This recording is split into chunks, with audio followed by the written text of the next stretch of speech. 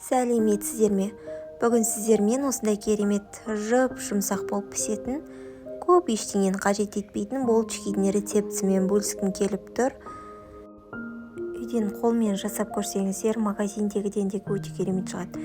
Балаларыңыз қуанып қалатын болады. Ал ендеше кеттік.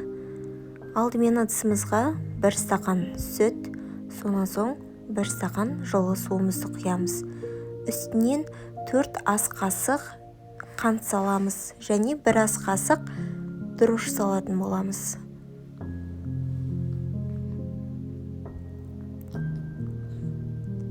Енді кезек жұмыртқаға келді. 1 жұмыртқаны салып, бұларды жақсылап венчикпен араластырамыз. Содан кейін 1 шай қасық тұзымызды, артынша 1 шай қасық қопсытқыш салатын боламыз. Бұларды да жақсылап венчикпен араластырамыз.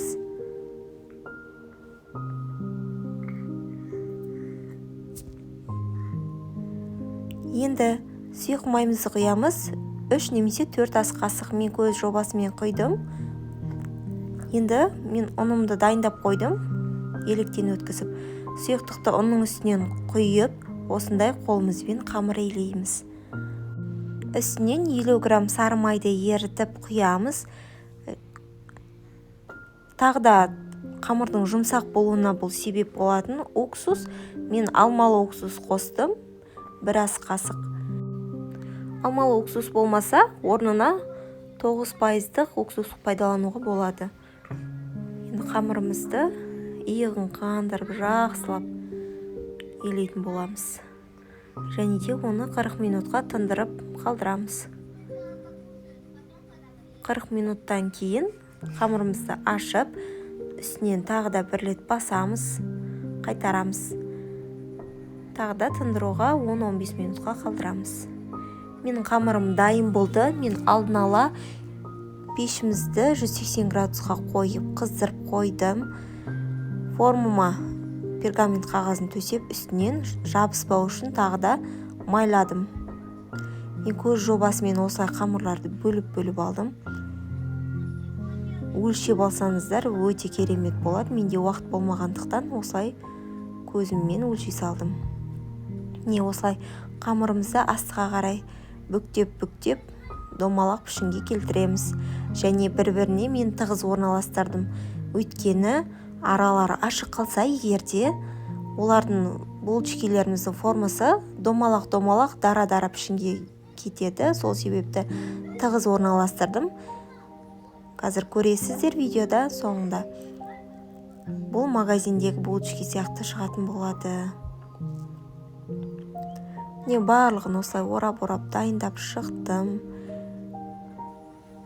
Сонан соң оның бетін жауып 10-15 минутқа тағы қоямыз.